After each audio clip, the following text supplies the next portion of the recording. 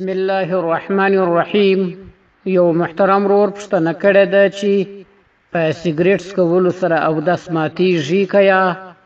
دی وایي چې زه مسجد ته پر لارې ځم، نو مسجد راسره لرې دی، پر لارې باندې سیګریټ وڅکوم، بیا چې مسجد ته ورسېږم هلته لمونځ کومه.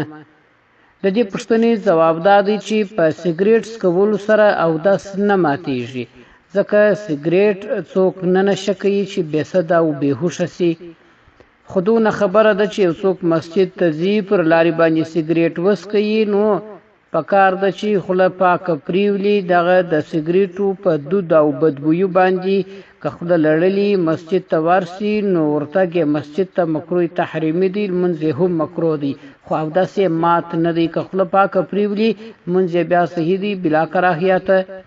په سیګریټ څکولو سره اودس نه ماتیږي، البته خوله بدبویه کیږي. محترمینو باید ډیر پام وکړي چې مسجد ته ځي، د مسجد ته تک پر مهال باندې باید په ډیر وقار او عزت باندې ولاړ شي. په یو روایت کې راځي، حضرت ابو موسی اشعری رضی الله تعالی عنہ روایت کړی دی چې نبی علیه السلام صلی الله علیه وسلم ویل: اذا سمعتم الاقامه فامشوا الى الصلاه. کله چې مو اقامت واوریدي نو لمانځه ته ور روان سي. وعلیکم بالسکینة والوقار، او پر تاسې باندې لازمه ده چې په ډېر ارامۍ او په عزت باندې ولاړ سي. وما ادرکتم فصلوا وما فاتکم فاتموا. کم لمونځ چې مو ونیوئ د امام سره هغه وکړئ، چې در څه پاته سو هغه پوره کړئ.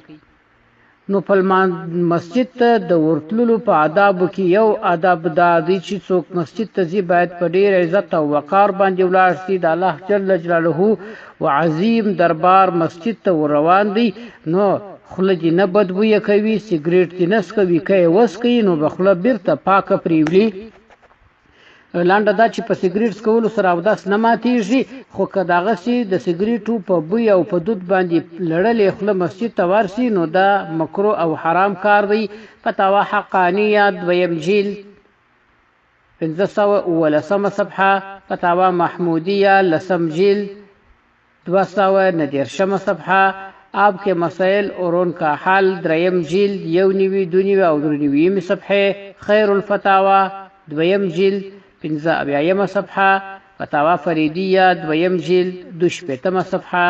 السلام علیکم ورحمة الله وبرکاته.